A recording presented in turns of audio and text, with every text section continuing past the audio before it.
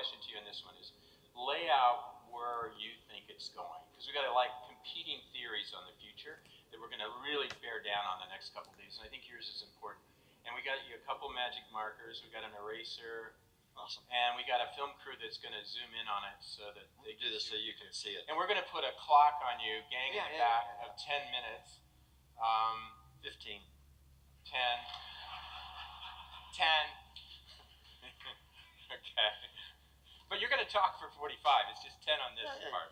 Yeah, so you asked. So the question you asked me was, where's the industry going? Yeah, exactly. And so I thought about that, and I kind of want to diagram it, and then we can talk through that. Let's do it. So if you think about any business out there, right? There's three paths it can go.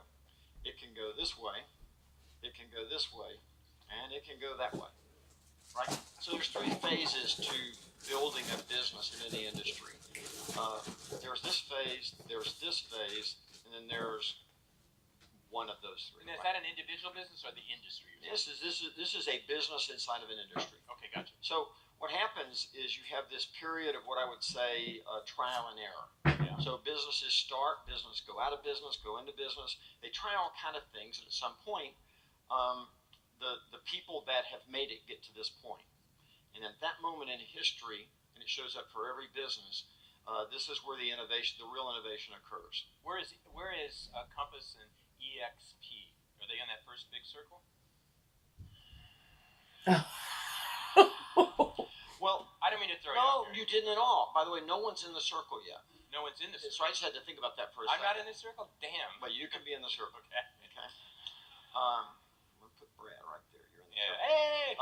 No, by the way, I believe that every firm, whether they've been in business for a year, 5 years, 10 years, 100 years, I think all of us are right there. Gotcha. So when I talk about, I've made a statement that in February, I got on stage and said that in the next year you won't recognize the real estate industry. I wasn't kidding.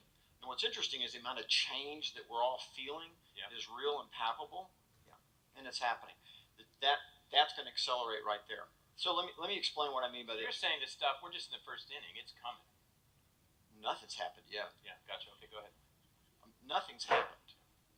I'm serious about that. Nothing's happened, but it's fixing to happen. Yeah. Okay, it's fixing to happen. So let's ask what causes that. Okay, so what causes that is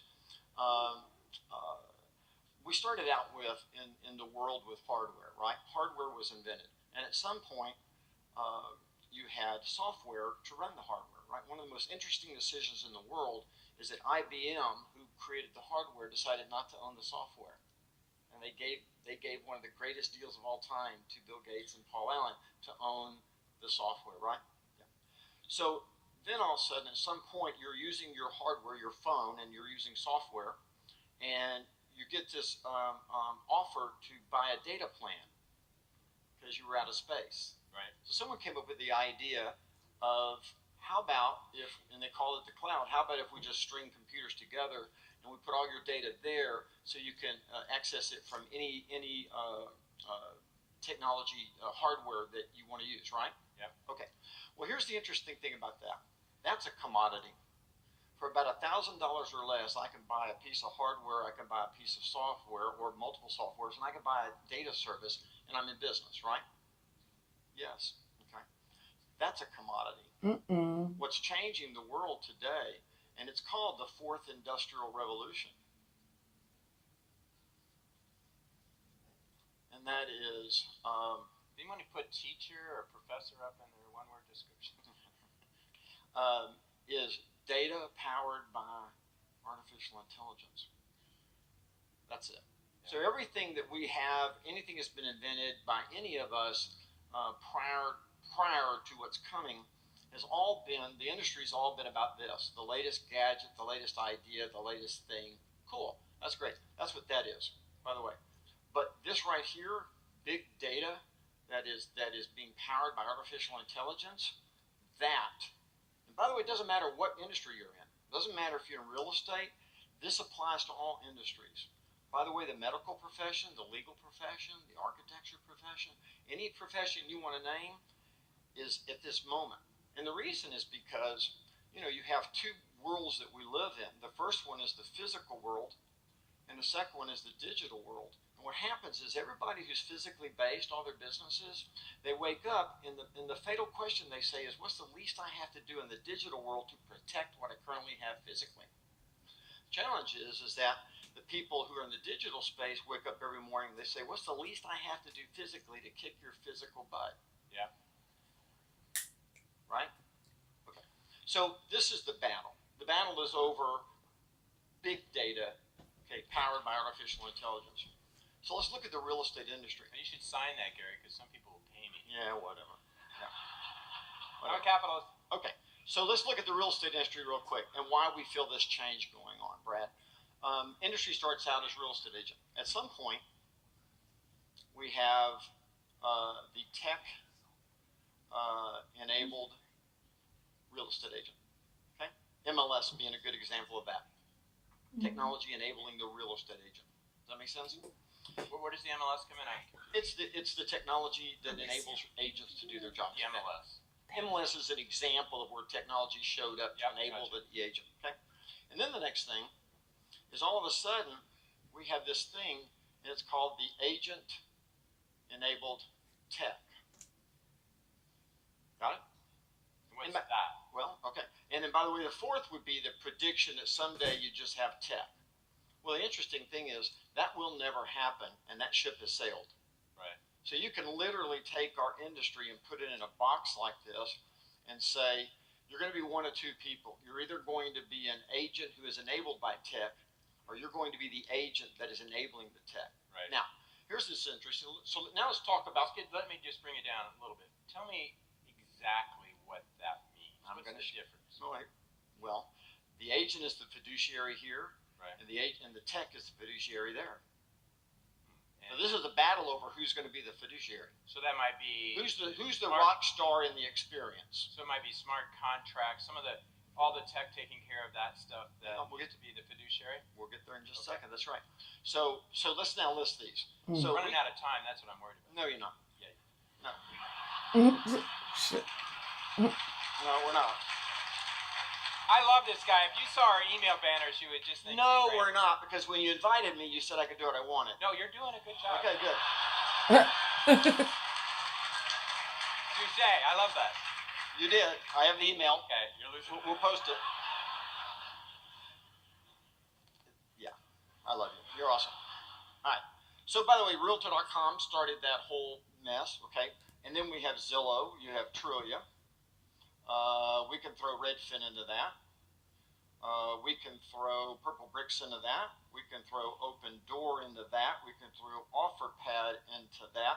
Pretty much all the people that Inman News worships. Oh. Oh.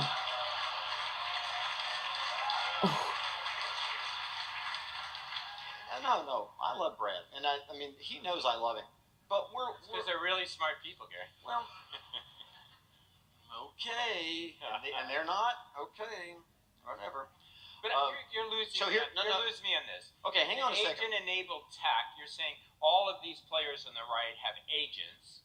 Well, they're agent-enabling tech. They're all tech-driven companies, correct? I will tell you that every one of these companies have agents because they have to, not because they want to. Gotcha. These are not agent-centric businesses. If they could do it without, if Glenn Kelman could run Redfin without agents, he'd do it in a heartbeat. And if he tells you otherwise, he's lying.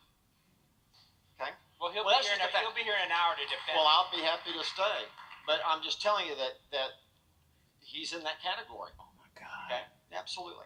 Yeah, love it, and he loves that category. But that's who he is. Okay? You with me? So the reason why you and I get off to rocky starts at times, yeah, that's all. is because because I'm over here. You're over there. I'm over here. Right. Yeah, I work for the real estate agent. I have my whole life. I'll go to my grave on my gravestone saying that. Yep. Yeah. So, well, I'm not going to get there too soon. So it's right. So if you look over here, when Inman, and I love what you do, by the way. I wouldn't have come here if I didn't appreciate you. I really wouldn't have. I just said kiss my ass on my coming. Yeah. And I didn't say that. Yeah, no, you didn't. No, I didn't. But it took a while to persuade you. Well, it did because people that work with me are more important than people that don't. Yeah.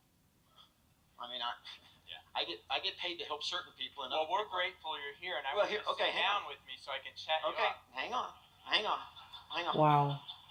So here's where the challenge comes in, and that is when, and I'm not picking on you, by the way, but because I read pretty much everything that's written through your news service, so I want to respect that. The reason why you and I get crosswise at times is because you represent these guys as the disruptors. Over here, the articles are already 3 ways to have a better open house. 4 ways, these are going to kick your ass and change the world. 5 ways to list FISBOs. Right? This go back and check, and you'll see it. That this absolutely treats these individuals as if they're not disruptors, as if they work for this group. Now here's another interesting fact about this group. Let's put every one of these groups. I can put the aggregators over here, and they want to reduce the agent's income by at least 30% or more. Right? So they want to do what? Reduce their income. So the real estate agent, if they do business with these guys, they're going to operate at about a 2% approximate commission. But if they were charging hold on, 3, Gary. If they deliver volume of transactions, well, be careful. Up for the difference. You need to be careful with that because you're talking to the guy who wrote the book on it. Yeah, but you got 100,000 agents. No. I'm going to give you a number here, 10%. If you're spending more than 10 of your gross income for leads. Yeah. I wrote a book, and right? Yeah. Okay. There isn't anyone that understands this. How many this. in the audience think Gary's book applies as much today as it did when he wrote it? Say yes. And how many think it doesn't apply quite as much as he did when he wrote it? Let's just see. Well, here's the interesting thing about that. So we sit. That's for Dr. Slido. Did you get that, Dr. Slido? Okay, so we sat down a year ago to write the MREA updated version, right? Right. Here's what we found out. Everything that's in that book is 100% accurate today, except for the actual numbers. Well, we want to ask the audience if they agree with you. Well, Dr. Slido, are you on this? How many think Gary's book is as relevant today as it was when he wrote it, and how many think it is not? One caveat: you have to put your income down by your answer. Okay, well, because I will tell you that anybody who would say that it's not relevant today are your least earning people. My audience has a higher income than your community, Gary, because they paid a lot to come here. But anyway. Okay. Damn. Okay. So here's my going point. Hard. My point is that I'm absolutely the leading expert. We're going to be friends when this is all over. Oh, of course. I like your shoes. Hey, Dr. Slido, how we doing? Okay, Dr. Slido. Okay, time out. Now, you're taking my time by asking some guys to stop that. Well, it's a conversation, Gary. Okay. So here's the thing. That's the cost for a lead. If you're spending more than that, you better have good justification. You with me? Yeah. Now, that's just what the research says. And I spend all my time. This is what I do, by the way. Now, you get into this group. These guys want that commission to be 1 to 2% as well, correct? Redfin? Redfin, okay. Mm-hmm. Yep. Purple Bricks wants it to be maybe 1% to 1.5% max. Open Door will pay you 1%. OfferPad will pay you 1%. This is why you feel the way you feel about change. Is because all of that group wants tech to be the rock star and wants the agent to be the functionary. Let me just ask you one question, Gary. And it doesn't have to be like that. You spread this thing, which I think the industry's been good at, which is fear, which is they wake up every morning maliciously trying to go after the real estate industry. Well, and I don't. You meet with. You cut deals with Zillow. You've cut deals with Realtor.com. I know for a fact you met with the disruptors. You'll cut a deal with anyone on their behalf. So if they were that malicious, why would you let them into your office, right? I mean, you have a deal with Zillow, correct?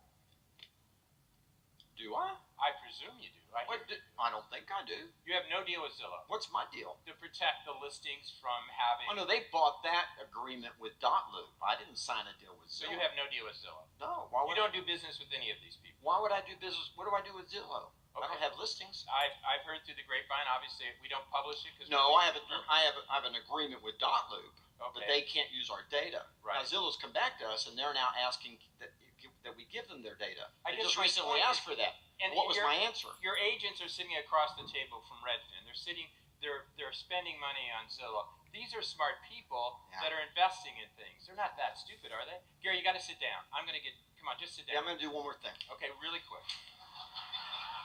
This is Barry Dillon did this to me, Barbara Corcoran. No. They are people that can take the stage away from Brad Inman. But No, it's fine. I'm not trying to do that. I'm very Oh, relaxed shit. and comfortable. So the last thing I'll say then is this, and that is, so that's the challenge. Yeah. So the real estate agent gets to vote with their feet. So by the way, this group, if this group doesn't own its tech, it's going to succumb to that group. Gotcha. That's my point. Yeah, I gotcha. Yeah, if you put someone between you and the customer, and you let technology get between you and the customer, here's an interesting number for you: $1 billion. That's the amount of money that we surveyed, and we estimate that our own real estate agents spend on technology outside of Keller Williams. $1 billion, Brad. But I don't get paid a fraction of that. But historically, the industry's paid $12 to $15 billion for advertising, whether they gave it to the Chicago Tribune, or they gave it to billboards, or they gave it to bus signs, or whether they gave it to Zillow. That money, so $1 billion. I mean, they're spending. They've always spent billions marketing, haven't they? Didn't you always spend money in marketing? This is not marketing dollars. Yeah. These are operational dollars. I didn't say. So I'm sorry. Do it again. So I missed. On software. Oh, in software. They're spending $1 billion. And the reason why the software vendors don't like me today is right. I'm literally taking that spend to zero. Yeah. My goal is to reclaim $1 billion. But aren't you going to sell technology to your agent? Isn't that part of your business model? That's $300 a year. What? But that's $300 a year. Times 150. Well, compared to Sync, that would charge the same amount to an agent, anywhere from 18 to 100. I've got agents in the audience that spend $300,000 a year on technology alone. Yeah. By the way, in about 3 months, they'll be spending that much. $300. Come sit down with me. So last thing. So here's the issue. So when we talk about, that's the last thing. You're getting an education. That's good for you. Oh, shit. Well, here's the thing is when I stood up and said that we were becoming a technology company, man, I took a beating from everybody. I thought I was a dumbass. Yeah. Well, you said it, and no one knew exactly what you were building. Well, I didn't want them to know. Yeah. But it was quite a declaration. I'm spending $1 billion in technology. You would automatically. Okay, so if I let someone build my technology for me, what do I own? Say it again. If I let someone, let me ask you a question. Does Amazon own their software, or do they buy it from Fidelity? They own it. Does Amazon own their software, or do they buy it from pick a company? I don't know. You tell me. I don't know. You know the answer. Well, I assume they Amazon owns their software. Facebook owns their software. Yes? Yeah. Netflix owns their software, right? Yeah. Okay. So why would we tell the real estate agent, don't own your software? Or don't let your company you're in partnership with, why would we tell them not to own it? That's a dumbass statement, man. That you're literally heading them to the slaughterhouse. Not you, because you don't say that. But I'm saying anyone who says that is literally leading the real estate agent by the nose. Now would you sit down with me? I asked you as a gentleman. I know you did, but I haven't finished. Come on, Gary, sit down with me. No. We got one more thing. So here's what changes the world. So there's a difference between software and platforms. Our industry doesn't really understand this, okay? And that is, if you want to build an innovation engine, Brad, in order to build a platform that you can innovate on top of technology, the first thing is you have to build a cloud service. Now, this isn't a cloud service like I was talking about. This is an industry-specific cloud service. How long does it take to build an industry-specific cloud service? About 2 to 3 years. That's what Google tells me. That's about how long it took us to do it. About 2 to 3 years. Okay? Second thing, by the way, you have to have, in order to make it significant, you have to have the data. So tomorrow morning, if EXP announced that they were going to build a cloud service, you'd say, well, that's good, but where's the data? You don't have any data. Okay, but if they had the data and they were going to build a cloud service, it would take them 3 years. If Compass today said, we don't have a cloud service, but we're going to do it, and they don't have one, by the way, but if they said they were going to do it, it's going to take them 2 to 3 years. You with me? Okay, here's the problem with that. The problem with that 2 to 3 year time frame is it's happening right now. If you don't already have it, you're in second place. Okay? Now, here's the other thing, and that is you have to have artificial intelligence. Why? So here's a good example. So let's just think about this for a second. Let's say that you have an agent software and you have real estate company software. So in the real estate company software, we have all the data on production of everybody in the business, right? So then we have the agent. So tomorrow morning, the agent goes out and they take a listing. But because all the data on days on market, price to sell ratios, all that's down here. The second the agent takes the listing, artificial intelligence sends a ping to them and says, for a home in that price range in this neighborhood, you should use smart plan number 12 with these attributes. Would you like us to execute it? If the agent clicks yes, the whole plan is initiated in an instant over a 12-week period. Okay. All right, let's throw out some questions to the audience. Can we use Dr. Slido? That was his way of getting control. No. Yeah, it was. Great. No, I learned a lot, Gary. Yeah. Dr. Slido, whatever we need to do for you all to submit questions, and then we'll get some of those questions up. I think they'll pop up right here, and we can answer whatever. So here's the challenge. Yeah. So I'm trying to educate you. Yeah, so no, the problem I need to is, educate. well, the point is that everything that we're dealing with today around software is bolt-on technology. Yeah. I read the latest article you just wrote, you published yesterday, and it said here's the 3 rules for technology. Yeah.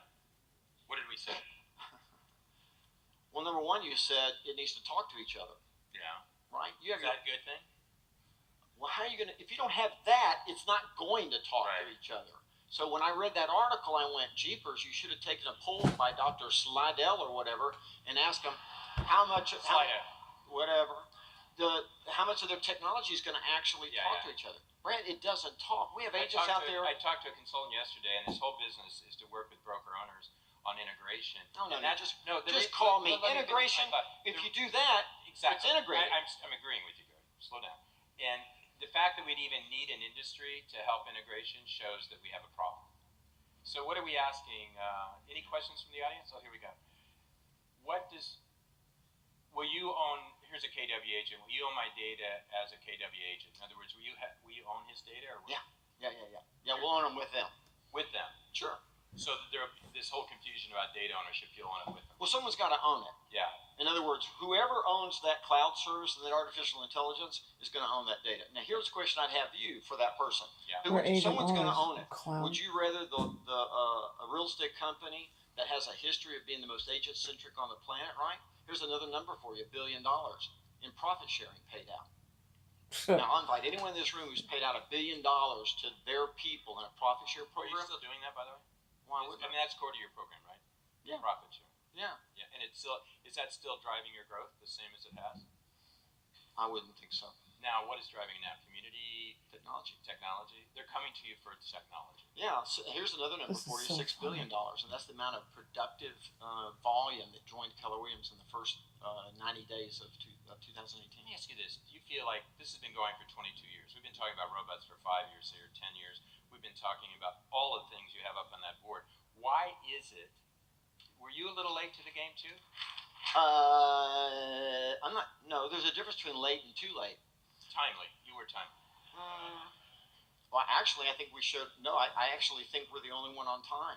Yeah. And I think you're going to see that in the next couple of months. Now you told me backstage you're launching something later this year. Tell the crowd what that is. Well, we don't launch things. Okay.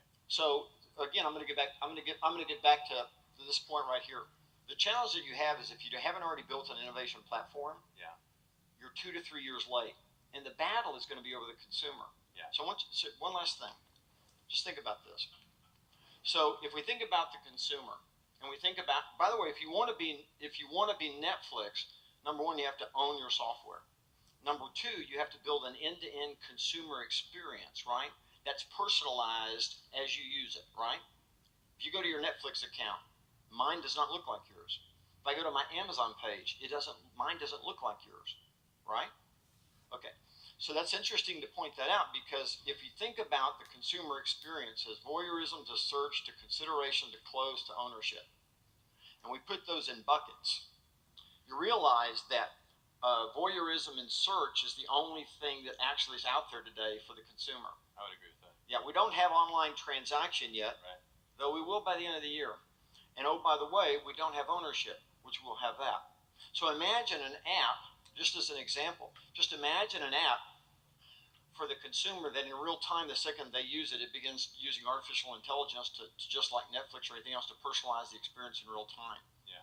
Imagine that it says, after you, at a closing table, you say, Brad, now that you've bought a home, would you like to refinance if you could save money?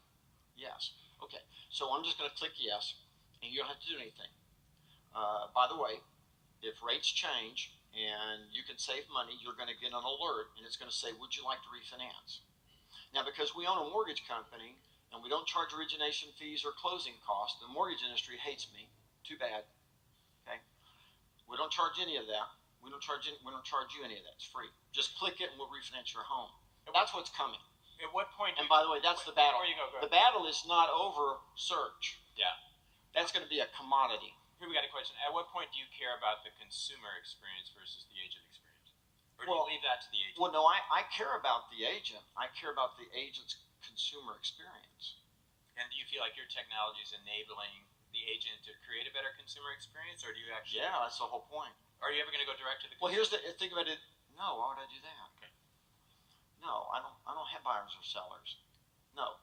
If you think about it this way, just think about it this way. The consumer is the agents.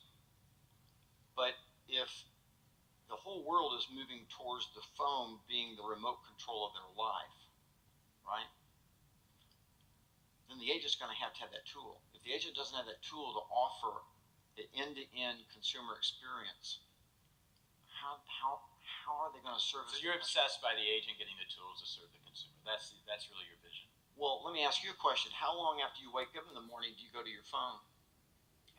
Really quick, unfortunately. I wish I didn't. No, we all do. Yeah. No, we all do. So it's the remote control. Kind of sick, isn't it? Let me ask you a question. Yeah, but where we are. Does EXP scare you? Does anyone scare you, Gary? No. Yeah? No, because no, they don't. That was the wrong way to phrase the question. Damn. No, think about this. When I started Keller Williams, I built an innovation engine. So here's a good example. You bring up EXP, great example. By the way, Glenn speaks so highly of you. He thinks you're a genius. Love it. Great. Good for him. I appreciate it. Oh shit. And I don't care, right? So think about it this way. When we created the profit share program, this is what everyone missed. We created a leadership council. We assigned the decision making of the firm to that council. So we profit share today. If our agents want to change that to something else, they can. Right. They can vote and change it. Here's an interesting tidbit of information. So they come together on a regular basis. When we first started sharing money, we didn't profit share. We actually shared the money. Off the top, you sell a house, we wrote a check. That has problems. That formula. 3 years into doing that, it started showing real problems. And so we ultimately voted and changed it to profit sharing. So you're saying that's what EXP does now, and they're gonna run into problems. What I'm saying is they're same with Exit, same with all the other copycats. Yeah. That at the end of the day, they think they've reinvented something that's broken. But here's the interesting thing. Remember, that's flattery when people copy you. Listen, I have no problem with that. And when people disagree with me, it just means that I'm ahead. Yeah. I don't worry about that. I honestly don't worry about that. What about that agent count, EXP? You guys have been sitting there wringing your hands a little bit. Why are we talking about them? Well, they're just part of the scene, and we got a question from the audience. Not really. Well, not really. I mean, at the end of the no. We're captains of our own. I don't want to obsess on it. Let's move on. Okay. Let me ask you this: leadership. You are known as a leader in the industry. Okay.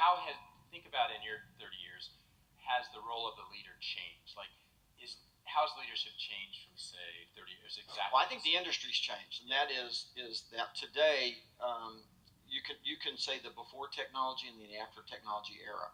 Prior to technology becoming an absolute imperative for our industry, training, coaching, consulting, right? That was the value proposition that we provided real estate agents. And that's how you make your money, right? Well, we became the #1 training company in the world. Right. We built the #1 coaching company inside the real estate industry. Dude, we did that. Here's the problem is that used to be 100% of the conversation. And we woke up about 3 years ago and went, we're not going to stop doing that. That's no longer what will protect our people.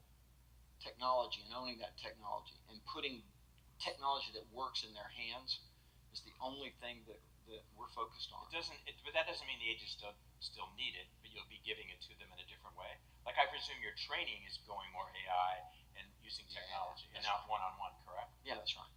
Yeah, that's exactly right. Let me go back to Clea's theory. She said, she compared it to Wall Street, and she said the digital transaction for part of the deals. By the way, one comment, and we won't talk about this again about EXP. No, that's all right. What I found fascinating. Remember, I didn't bring it back there. No, they Oh, don't. But that's okay. No, I just want to point out one thing, and that is, I went back and looked, and there was a group of leaders there that used to be with Keller Williams. I went back and looked, and we paid those leaders over $1 million last year. So I was wondering publicly, since they think we're broken, if they would just renounce that money. There you go.